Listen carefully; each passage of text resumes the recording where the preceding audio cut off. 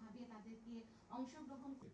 তো এই জায়গাটাতে আমরা যে বয়স আশ্রয় কেন্দ্র গুলোর যে অঙ্গীকার সেটা কিন্তু একটা বড় ভূমিকা যে রিস্ক ইন্ডেক্স করেছে কোনো প্ল্যাটফর্ম রিজিয়নে কন্টিনিউ আমরা যদি এখানে যে আশ্রয় কেন্দ্রগুলির কথা বলা হয় তাদের সাথে কমিউনিকেট করার চেষ্টা করেছে এবং থেকে শুরু করে ডিএনএ থেকে শুরু করে 6টি উপজেলায় বিদ্যালয়ের সম্মানিত শিক্ষক মণ্ডলী সরকার আমাদের একটা ডিজাস্টার রিস্ক ফাইন্যান্সিং স্ট্র্যাটেজি করেছেন। এটা আমাদের মন্ত্রণালয় ডিল করে, অর্থ বিভাগ।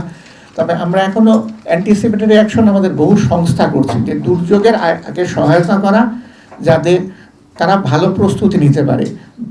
বয়স্কদের তারা ওষুধের প্রয়োজন হলে, তার ওই আশ্রয় কেন্দ্রে যাওয়ার জন্য নৌকার প্রয়োজন হলে, ভ্যানের প্রয়োজন হলে যেন আর্থিক সক্ষমতাটা বাড়ে।